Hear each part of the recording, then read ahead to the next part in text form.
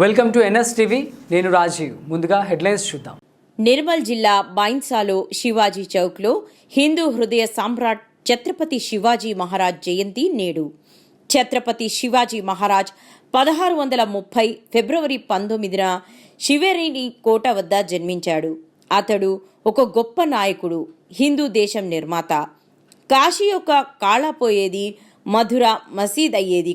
ఒకవేళ శివాజీయే లేకపోతే అందరికీ సుంతీలు అయ్యేవి.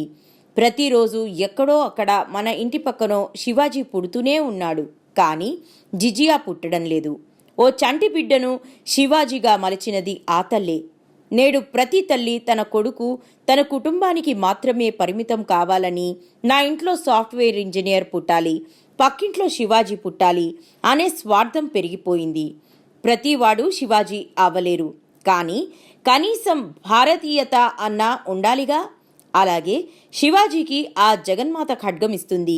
దుష్ట సంహారం చేయమని అలా చేశాడు కాబట్టే అతడు ఛత్రపతి శివాజీ అయ్యాడు.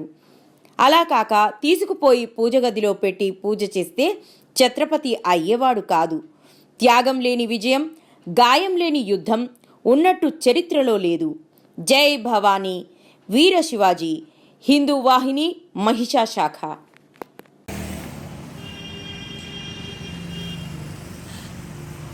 కానీ ఏదైతే కొన్ని దేశాలు ఇప్పటికి కూడా శివాజీ యుద్ధ నీతిని పాటిస్తున్నాయి.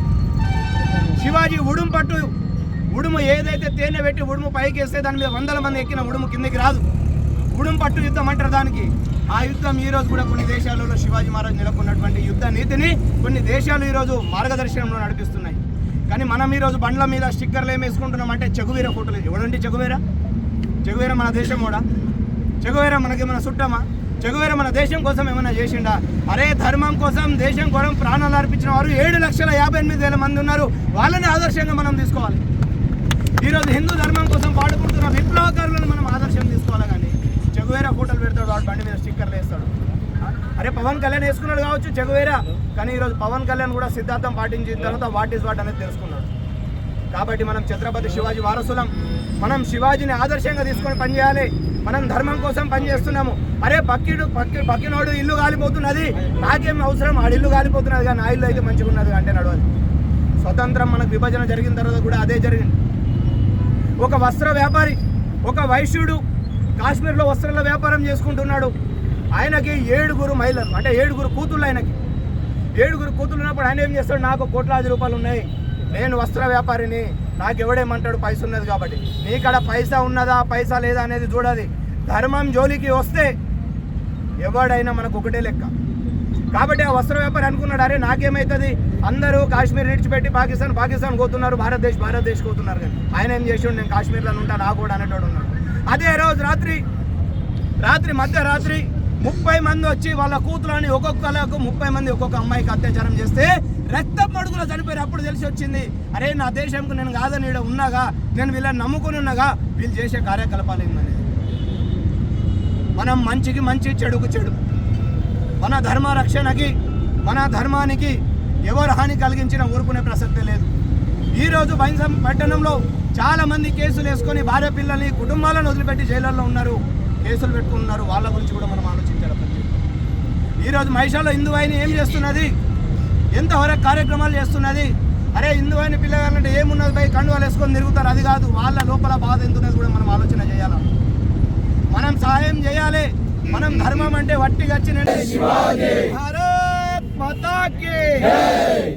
ఈరోజు ఛత్రపతి శివాజీ మహారాజ్ జయంతి కార్యక్రమానికి విచ్చేసిన హిందూ బంధువులందరికీ స్వాగతం, సుస్వాగతం.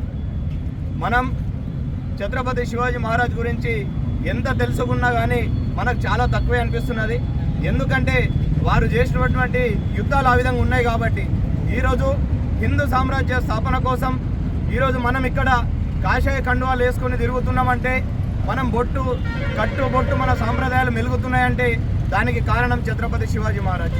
వీరి గురించి నాకు తెలిసిన ఒక 2-3 విషయాలు మీ ముందుంచే ప్రయత్నం నేను చేస్తాం. చిన్నప్పుడు ఒక తల్లి ప్రతిరోజు శివాలయంకి వెళ్తూ ఉంటుంది.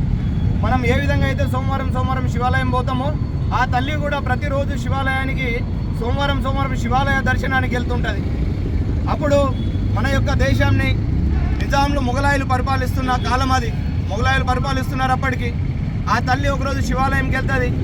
శివాలయంకి వెళ్ళి ఏదైతే లింగం ఉంటుందో అక్కడ నీళ్లు పోసి ఆ శివలింగాన్ని కడిగి పూజ చేసే కార్యక్రమం నిర్వర్తిస్తుంటుంది. అప్పుడు ఆమె పూజ చేసేటప్పటికి వెనక్కి వెళ్ళి సౌండ్ వస్తున్నది, టక్ టక్ టక్ టక్ అనుకుంటా. ఆ సౌండ్ ఏందని బయటకు వచ్చి చూసేసరికి గుర్రాల మీద మొగలాయ సైనికులు వస్తున్నారు. ఆమెను చూస్తారు, ఆ గుడి లోపలికి వెళ్తారు. ఆ తల్లి అక్కడ పూజా కార్యక్రమానికి ఏర్పాటు చేస్తున్నప్పుడే ఆ శివాలయం మీద మలమూత్ర విసర్జన చేస్తారు వాళ్ళు. అంటే 1-2 కార్యక్రమాలు చేసి అక్కడికి వెళ్ళి ఆమెకు తన్నేసి వెళ్ళిపోతుంటారు. వెళ్ళిపోయిన తర్వాత మళ్ళీ ఆ తల్లి గుడి లోపలికి వెళ్తుంది, మళ్ళీ నీళ్లు తీసుకొస్తుంది, మళ్ళీ శుభ్రం చేస్తుంటుంది. శుభ్రం చేసి మళ్ళీ పూజా కార్యక్రమం చేసుకొని ఆ శివుని మనసులో ఒక కోరిక కోరుకుంటుంది. మరి ఆ శివుడు ఆజ్ఞ లేని చీమైనా గుట్టదని మనం ఏ విధంగా అయితే అంటామో ఆ శివుడికి తను కోరిక కోరుకుంటుంది. ఏమని?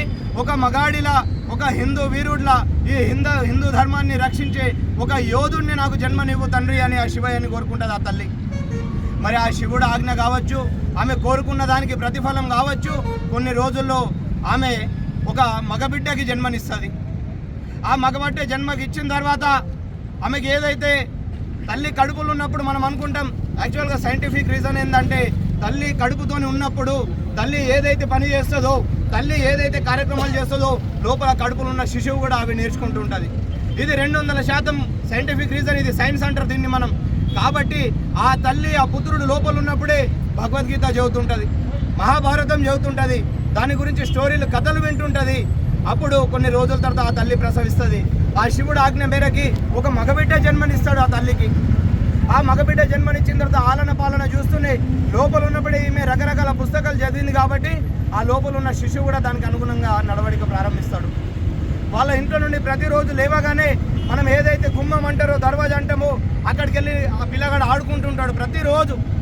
ఆ తల్లికి అర్థం కాదు, అరే ప్రతిరోజు పొద్దున్న లేవగానే నా కొడుకు ఆ గుమ్మం దగ్గరికి ఎందుకు పోయి నిలబడుతున్నాడు, ఎదురుగున్న ఎందుకు చూస్తున్నాడు అనేది ఆ తల్లికి అర్థం కాదు.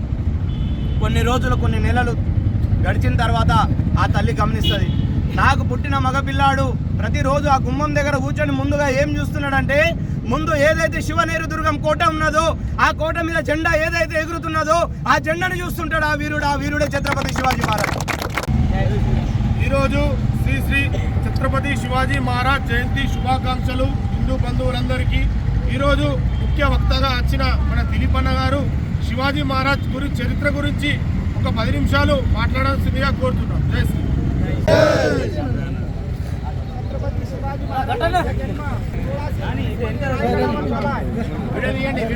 त्यांच्या जन्माच्या वेळेस भारताच्या 3ही भागामध्ये मुस्लिमांचं राज्य होतं.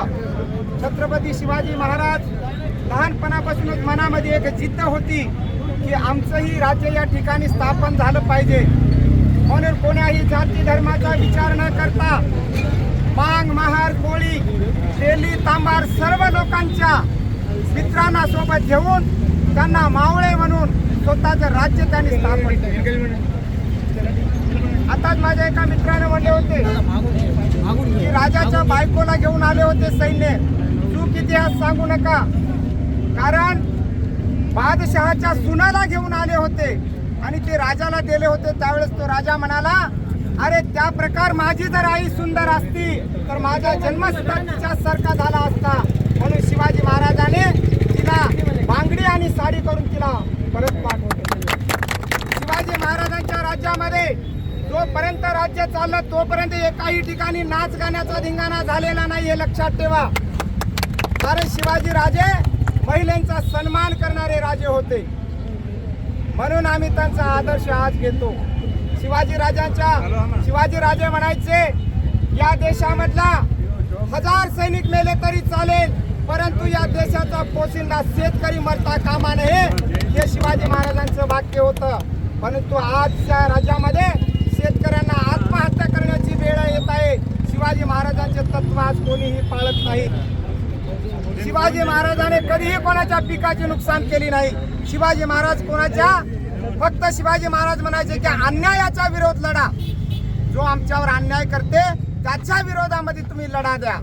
म्हणून शिवाजी महाराजांचं छोटं राज्य असून तेवढ्या 3ही भागांना असलेलं मुघल असेल, निजाम असेल, सर्वांवरती विजय संपादन केला शिवाजी राजांनी. आणि शेवटी शिवाजी राजांचा विष देऊन आत्महत्या करण्यामध्ये आली. कारण त्या ठिकाणी पेशवाईंचं राज्य यावं ही जिद्द होती आणि आज या देशात तेच घडत आहे. आम्ही इतिहासाला विसरलो, आम्ही इतिहासाला विसरून गेलो म्हणून शिवाजी राजांचे चरित्र वाचत नाही, फक्त आम्ही सिनेमा रील्स याच्यामध्ये बिझी आहोत. आज आमच्या समाजाला या ठिकाणी जेवढेही समाज असतील त्या समाजाला एकत्र आणणं हे शिवाजी महाराजांचं तत्व होतं. म्हणून शिवाजी महाराजाला आज आम्ही खरं जर सलामी द्यायचं असेल तर आमच्यामध्ये राष्ट्र मुख्य आहे, आमचा हा समाज मुख्य आहे. त्या धारेमध्ये सर्वाला घेऊन सर्व युथ लोकांनी एक विचार करा की आम्हाला या ठिकाणी आमचा वाटा किती आहे. आज 85% आहोत आम्ही, 85% लोकांचा वाटा कुठं आहे या देशामध्ये ते मुख्य आम्ही अभ्यास केला पाहिजे. सुप्रीम कोर्टामध्ये जाऊन बघा तुम्ही किती जजेस आहेत आमचे. ओसीचा आहे का, एसटीचा आहे का, एससीचा आहे का, एकही नाही. मग का आम्ही फक्त कणवा टाकून घेतलो म्हणून का आमचं राज्य होते का? अहो, ज्या पदावर आमचे लोक राहायला पाहिजेत त्या ठिकाणी आम्ही गेलं पाहिजे. की जिद्द आमच्या युवकामध्ये आली पाहिजे म्हणून अभ्यास केला पाहिजे. जोपर्यंत आम्ही अभ्यास करणार तोपर्यंत आम्हाला शिवाजी महाराजांचं चरित्र कधीही कळून येणार. म्हणून जास्तीत जास्त पुस्तकाकडे लक्ष द्या, लायब्ररी खोला, शिवाजी महाराजांचे पुस्तक आणून ठेवा, तेव्हा आमचा समाज जागृत होईल. म्हणून शिवाजी महाराजांच्या जयंतीनिमित्त सर्वांना हार्दिक शुभेच्छा. जय शिवराय.